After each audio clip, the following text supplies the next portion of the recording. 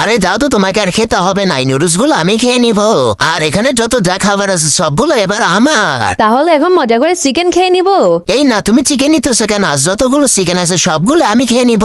আরে হুগা রুজকে আমার তো আবার রুজ তুমি শুকাই দিয়েছে।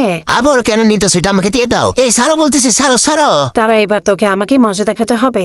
মাথায় আমার এখন ধরে গেছে। আরে এই দেখো আমি তোমাদের জন্য খাবার নিয়ে এসেছি, না বৌমা এই খাবারটা তুমি খেয়ে নাও। আরে মা, এটা তোমাকে কি খাবার দিয়ে গেলো? দাও তো, এটা আমাকে দিয়ে দাও। না, এটা আমাকে মা দিয়েছে।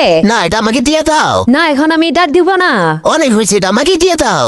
আর আমি তাহলে এবার তোমার খাবারগুলো নিয়ে যাই। এই তো এখন আমি মজা করে খাবো।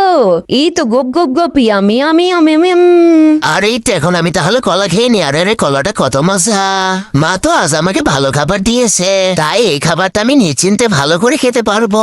এই তো কত মজা করে আমি চিকেন খেয়ে ফেলেছি। এখন আমি মজা করে নুডলসও খেয়ে নিব। ওই আমি আমি কত সুস্বাদু। চলো এবার তাহলে আমরা দুজনে জুস খেয়ে নি। আহা কত সুস্বাদু। ওই তো বউকে ভাগে দিয়েছি, এখন তো আসলে আমি আমার খাবারটা দেখে নিব।